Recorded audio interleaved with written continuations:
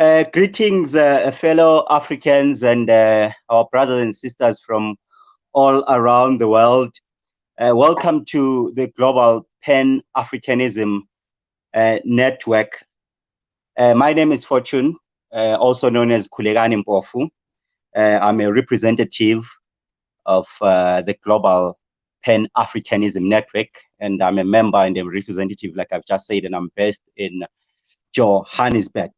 And on today's program, we're touching base basically on how to hold the government accountable for the human rights violations, especially with the trend that's just currently happening globally, the hashtag Zimbabwean Lives Matter. And I'm joined on the line by a woman or lady, should I say, by the name of Lorraine, Lorraine. I don't know whether I'll be able to pronounce the surname correctly, but she's Lorraine from Zimbabwe. She's representing, am I correct to say, an NGO or a company that's based in Harare? Hey, am I correct in saying so? Okay, not Lorraine, can you hear me? Yes, I can hear you. Not per se. I'm just coming as an individual today. Hi, Lorraine. Can you? All right. Yeah, like as an individual. All right. Not a problem. Not a problem. But we'll be discussing about the holding the government of Zimbabwe accountable for the human rights violations which are currently happening. Like I've said, Lorraine Neweyembu. Am I correct? Yes, you are. All right, Lorraine. Just a brief background about yourself and the company that you work for. Well, due to obvious reasons, I will not reveal the company that I work for, but I'll just say I work for a local Harare company, which is based here in Harare. Yeah. Mm-hmm. Yeah. Can you hear me, Lorraine? Yes, I can hear you. Lorraine? Yes, I can hear you. Lorraine? I can hear you, Mr. Mpofu. Technical glitch there. I'm unable to hear her, and I think she's also struggling to hear me there. Lorraine, can you hear me? Yes, I can. It's just the echo, I guess. Lorraine?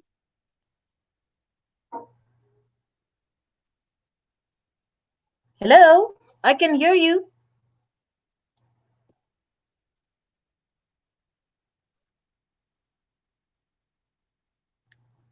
Kulekani?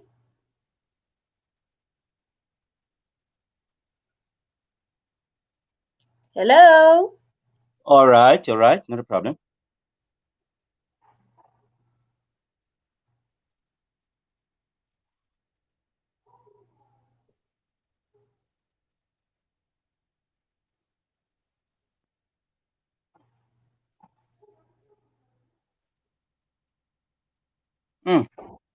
The line is bad there, hey?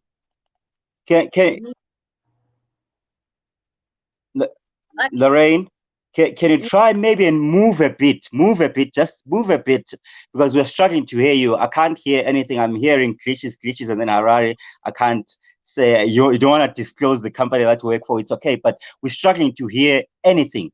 It's just the signal is bad.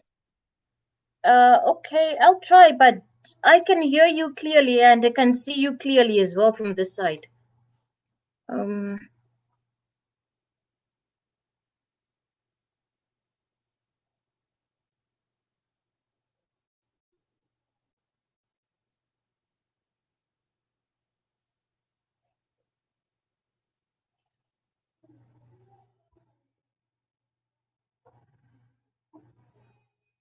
can hear you clearly and I can see you clearly as well from this side.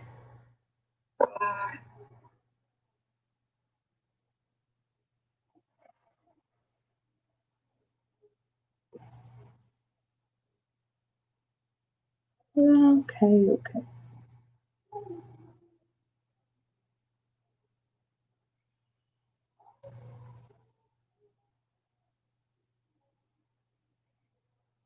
Hello?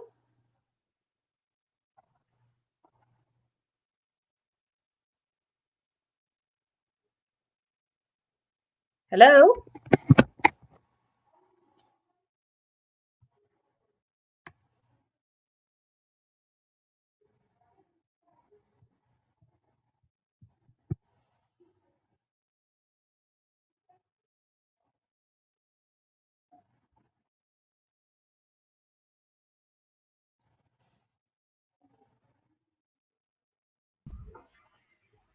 Hello, greetings. I think he's having a network challenge. Okay. Lorraine? Yeah, This is Daniel. can you hear me now, Lorraine? I'm glad you're back. Now you can continue the interview. All right. Thank you very much, Mr. Daniel. Lorraine? Yes. Lorraine, can you hear me? Yes, I can.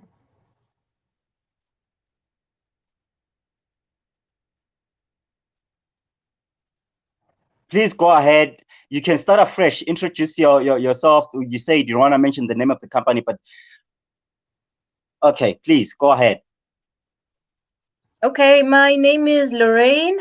A Please go Zimbabwean ahead. citizen.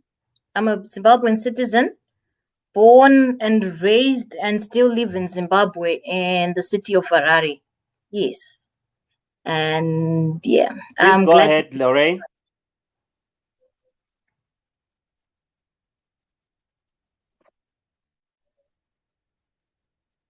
Lorraine, can you hear me? Please go ahead and brief us. Give us a background or paint a picture for us as to what's exactly happening in Zimbabwe. Okay. Currently, we've been having, like, on social media, we've been having the trending topic of hashtag Zimbabwean Lives Matter.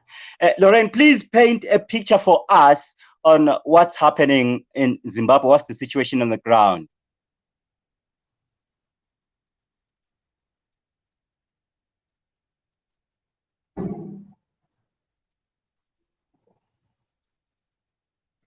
I don't know. Did you hear the last thing that I said?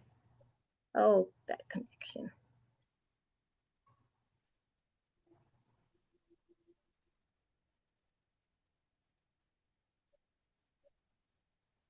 Lorraine, please paint a picture for us on what's happening in Zimbabwe, the situation on the ground, if you can hear me. Yes, I can hear you. So no. Please paint a picture for us on the situation on the ground right now in Zimbabwe with regards to the human rights violations, please. Yes? We have on social media the trending topic of hashtag Zimbabwean Lives Matter, right? You can hear me now, yes. right? I can, loud and clear. Yes. So basically, it started as a movement on social media by Zimbabwean citizens and every other Zimbabwean that's out there in the diaspora. Like, yes, we're asking for human rights to be respected. We're basically asking for the government to hear us out as its citizens. So that's how it started. So the moment it started, things were building up. We had a build up. Tension was also building up as there was talk for a protest on the 31st of July, which was received by heavy-handed presence of military and police in the streets, on roadblocks everywhere. And prior to that, we had a curfew that was imposed on us, a curfew for COVID-19 curfews to curb the spread, which is understandable. But however, it now started to seem as if it's now directed towards citizens so that they don't practice constitutional rights. Oh, okay. We have seen that. We have seen that, and we've also seen the arrests of a few journalists, namely Hopewell and political activist Jacob, who are still in prison currently as we speak. Yes. Why is the government not releasing them, since it has found that what it had actually charged them with because it had said they are charged with inciting or the intent to incite violence, which we are talking about the 31st of July. That has not happened. Why are they still in jail? That's pretty much everyone's question right now. Like, why are they not released? Is Yeah. it not their constitutional right to have to be afforded to have a bail? Is it not their constitutional right to have their bails appealed if it was rejected the first time? But now that's what everyone is asking. Why them? When we have examples of people who actually have done major crimes, who have actually defrauded the country, they're still walking free. And with evidence, it's there. For example, Hopewell was exposing the corruption, the rot within the government, and he got arrested precisely for that. And they would say he's trying to incite violence, but I believe that was not the case. He was just trying to inform us and trying to hold accountable our leadership. And that's the reason why that's the reason why he was arrested. You're talking about the COVID drug scandal, hey, where he unearthed something like 60 million US dollars that was that's still I can say that was looted by some senior officials in the health ministry, namely the health minister who was then fired a few weeks ago. And why wasn't the health minister being charged with looting and corruption of the COVID procurements? Okay, Zimbabweans apparently have developed like this kind of humor that has made us that has sustained us. So people have started to call it the catch and release. Like they catch them and then they release them. The next thing they're out on bail and you'll never hear about the case ever again. I don't know, maybe they're yet their day in court is yet to come, but most of these people, it's just a catch and release.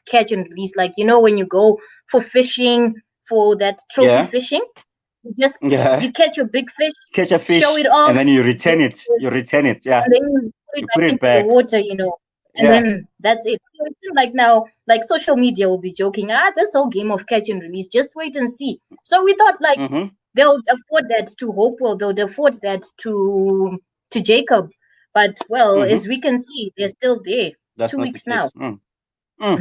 That's very sad. And sometime last week, the ruling party member, I don't know whether he's the chairman or he's the secretary general, Patrick Chinamasa, he held a press conference and basically called the opposition party members terrorists who deserve to be treated the other way around, and called on the youth of ZANU-PF to desist that, to fight back. And that later then led to Hopewell being arrested. And will there be any charges laid against Patrick Chinamasa for also inciting violence? I don't know. Perhaps there will be. We don't know. But by now, I think they should have arrested him for doing the same, but I don't think it's going to happen anytime soon. Oh, wow. All right. Then moving on to yesterday's speech by the president. I think everybody was expecting him to say something different, probably accept and probably apologize to the country at large and the continent and the world, to say, listen, we're dealing with corruption. Because I think for him, he hasn't said that there wasn't corruption happening in his government, but he has taken a different stance to say we want to flush out everyone who's against the government. What's your take on that? Do you think flushing out? What's your take on that? Meaning flushing out, as in we will deal decisively with them, and should the citizens probably prepare them for the West to come, with us seeing what's happening at the present moment? Should we expect the West to come from the government? What I've learned staying in Zimbabwe and being most of us citizens, we live in survival mode. It's like, you know what, whatever comes, we'll see. It's not like we're living like, yes, we're actually in survival mode. That it's now like more like survival of the fittest. So even if the government is to say they're going to flush out people are expecting it, because we know Okay. that's like now our norm of life. Um, right now, actually speaking here, who knows, I'm actually putting myself at risk, because if I say something right now that they do not Yeah. agree or that they feel is You not you in line you with their ideals, I you'll be might end targeted. up, yes. But That's sad. basically, but basically, what Mm. every citizen is just asking for is to be heard. I Mm-hmm. saw one of Kebi on Twitter. He Mm-hmm. gave a very good, simple example, but that can be understood. That if your child comes and says, I'm hungry, will you Mm-hmm. punish your child for telling you that I'm hungry? No, No, you never. won't.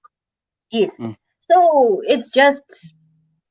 it just becomes problematic at the end of the day that people can't really express how they feel about the government, and we can't even hold the leaders that we voted in to be Mm. accountable for the questions that we have, for the queries that we have. That's all we're asking for, accountability. Because it even goes back, even during Mugabe era, we would hear 15 billion went missing. Where is it? No one will Mm. answer you. No one is Mm. arrested for that 15 billion to go missing. Because when you think that Mm-hmm. 15 billion would have gone a really long way Yeah. to help the country, it would have really gone a really long way. Because right In now helping build the hospitals. Yeah. we've got qualified doctors here. Zimbabwe Mm. has over 90% literacy rate, but Mm. we are all graduates and we are not even doing the jobs that we went to school for, which is a very sad situation. Like the youth, most of us, we don't have proper jobs, and which, I don't know, the whole country, like 85% of people are employed in the informal sector. Mm. I don't know if that's even a proper thing. People Yeah. just want basic things. We're asking for basic things. We want proper, basic, affordable healthcare. We want to have jobs. When I graduate, I want to have jobs. I want to, at least by a certain time, by a certain age, I just want to secure at least a house, a property, or something at some point in my life. But Mm. it's people are going to work and they're working for peanuts, because even for the Mm. companies themselves, we can't even expect them to perform miracles, because in this Mm. economy it's not even working out for them. So every Mm. day people will be complaining, and here I am, like an ordinary citizen who's just trying to speak out for every other citizen out there who's grieving for this country. Lorraine, I've got Shoko Mukanya, who's just sent a message here. A couple of messages, basically, is saying, "Do you really know 15 billion dollars? Are you for real? Was that 15 billion dollars?" And he also sent another message to say, "No one will harm you, Lorraine. Just say the truth." So please feel free, Lorraine, to say whatever that's on your mind. But he's basically asking 15 billion dollars. Are you for real? Yes. He said it in a speech. If you have to go back, I think it was on Independence or Heroes Day when when the president actually mentioned about the missing $15 billion from diamond proceeds, and still unaccounted for. All right. So, Lorraine, what will it take for the government of Zimbabwe to be held accountable, and what steps or measures are people on the ground, citizens, taking to on the streets, whether it's on the streets or wherever people are, to hold the government accountable for whatever that they've done, be it crimes, be it corruption, be it looting, and probably maybe say calling for the government to step down, the president to step down?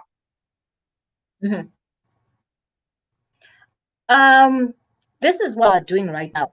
You remember, like, people are starting on social media, because right now I guess everyone fairly saying everyone is afraid of coronavirus right now, that if you go on the streets, you might get COVID-19 and all.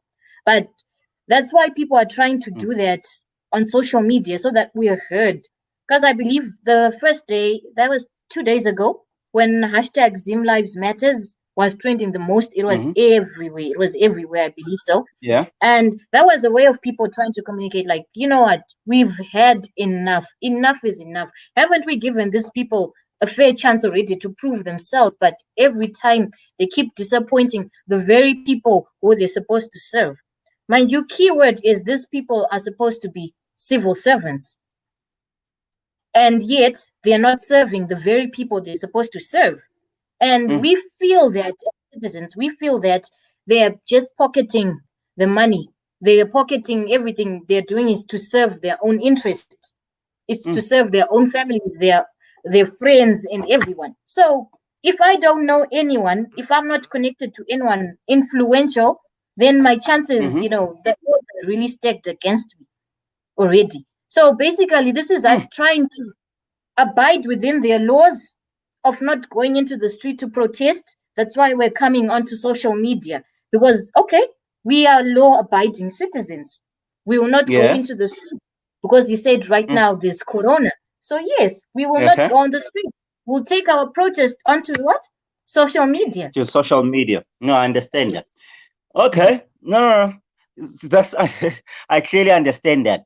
But taking you back again to yesterday's announcement that the health minister is the vice president rather is now the health minister, and everybody did kind of like didn't. It was a joke to everybody, and everybody was really shocked as to what's happening. Will the vice president or General Chiwenga do justice to the health ministry? Because bear in mind that he was once the health minister for a couple of weeks, if I'm not mistaken, and during that tenure, that small tenure, I think it was for a week or a month, he fired close to 40 or 60 doctors, or was it nurses?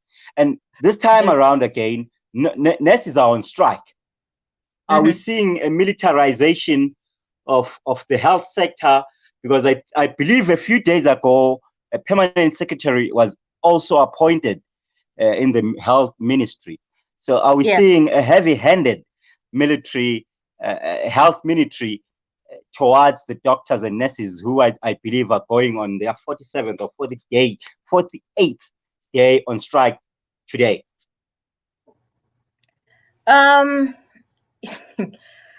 don't even know where to start with this whole thing about our medical sector.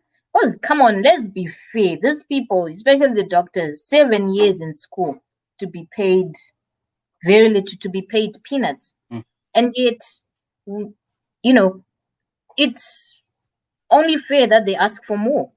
And given that they're very much crucial, we want people in hospitals to receive medical attention, proper medical attention, but we're not getting that because all the doctors on strike.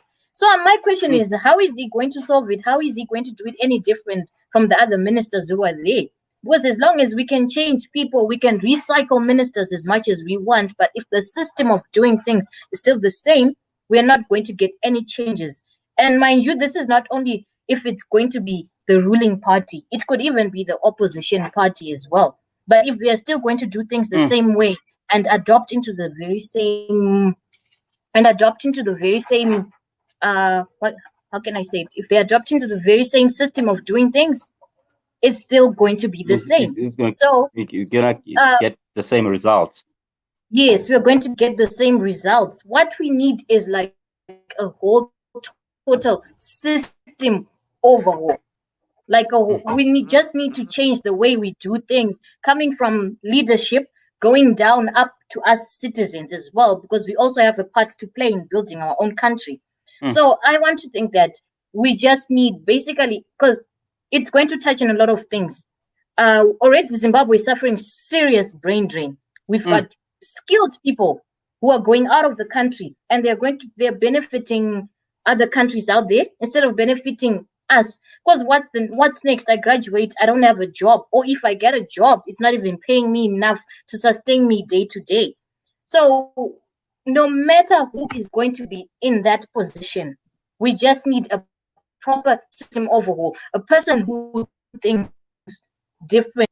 And when I say differently, I mean like the proper and a way that everyone can see and still be held accountable and answer to us, the citizens. So I just think the country needs a complete overhaul altogether. So by saying that, are you meaning you still going to wait for the 2023 elections to make a change, or you want change now? No, we want change. If it's him who's there, he should start acting like it. They should start acting like people who are here to serve us.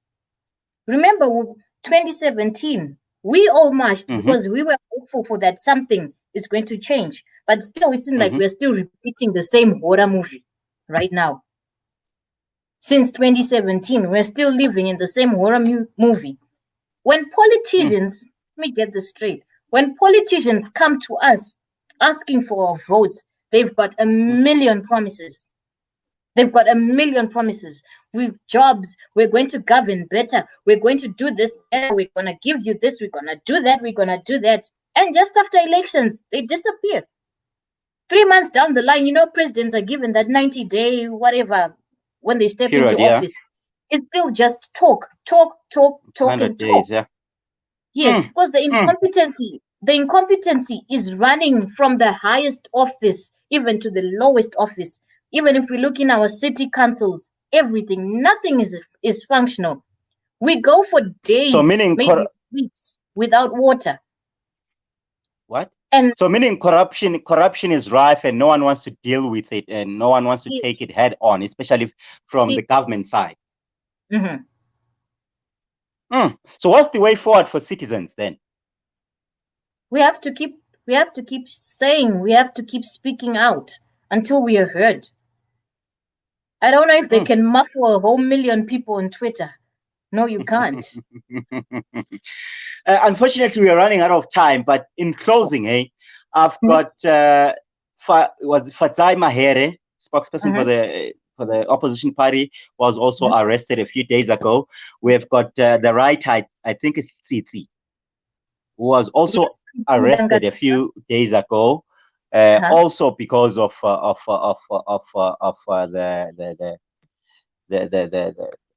the protest, the peaceful protests that have been happening. So what's your take on that? The government arresting especially opposition political activists, as well as writers who have got nothing to do with politics, but who are tired and have had enough of the corruption that's happening under the government of Emmerson Mnangagwa. Okay. Tsitsi, let's say these guys are journalists, right? But let's talk about a person like Tsitsi. Okay, I can relate to her. She is me, and Tsitsi is me. Because all these people, all she's asking for is to be heard. The same thing that I am asking for.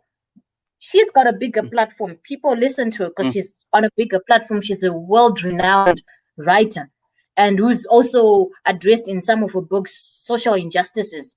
So why would you arrest someone who's just trying to speak out, who's trying to make you a better leader? Let me put it that way.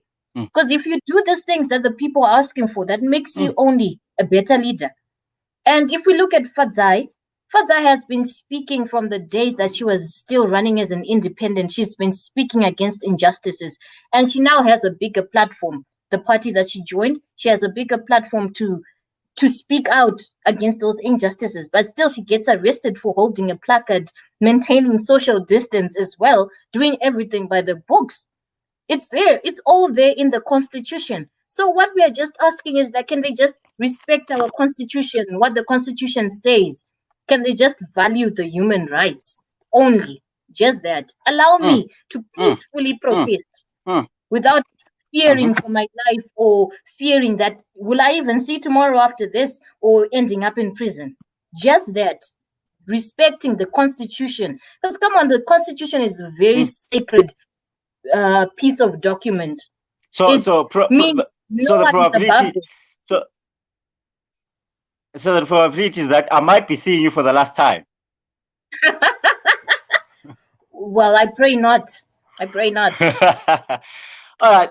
Unfortunately, we are running out of time, Lorraine, and I wish we could have had more time to discuss the Zimbabwean issue, especially the violation of human rights, and the Yes. hashtag Zimbabwean Lives Like, Matter issue, taking it broadly because I see it's a global trend now.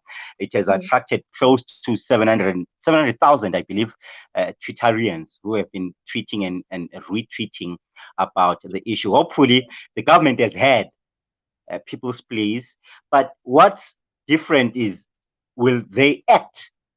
The difference is, will they act or will they just ignore as it is? Because for me, I take it as a sign of, you know what, they don't want to do anything, especially with regards to what happened yesterday with the appointment of the vice president as a minister of health. I believe Zimbabwe has got so many doctors, professionals actually, who can mhm, take that, especially that health sector. It's a very important ministry, mm, considering the COVID pandemic that's currently happening all globally, if I may put it that way. Let's hope that the general will do justice to that. I hope you are with me on that one, that the general will do justice and probably provide you with PPEs, since he's not always around the country, is not being treated in the country. Hopefully he will be treated this time, and hopefully the doctors will go back to work, and yeah, situation will go back to normal, hopefully. But yeah, your last words, if I may give you 5 to 10 seconds in closing. okay. Help us spread the word out there. Help us spread it. I know this fight is for Zimbabweans to fight it, but we need to feel supported as well. We need to feel that the whole world is rallying behind Zimbabwean citizens, and we'll keep speaking. Thank you. All right. Thank you very much, Lorraine. I hope to be in touch with you probably in the next coming few weeks, maybe when there is real change. I hope When there so is real too. change, but we're keeping our fingers crossed for any action that will be taken against those that are violating people's rights, Right. Yes. especially the human rights of people and the journalists who are trying to make us aware of what's happening in the country. And Yes. yeah, we will take it from there. All right. Thank you. Thank you so much, Lorraine. All right. It was great chatting to you. Hey? Same here. Take care. Cheers. Take care. Thank you very much, ladies and gentlemen. That was Lorraine from Zimbabwe chatting to us about the human rights violations in the country. We touched on a lot of issues that are currently happening in that country of Zimbabwe. Thank you for tuning in and thank you for choosing us. My name is Kulegani Mpofu from the GPAN. We call it the Global Pan-African Network, broadcasting live from Johannesburg, right here in South Africa. Thank you very much. Hope to be in touch with you, or hopefully in the near future. Thank you very much, and God bless.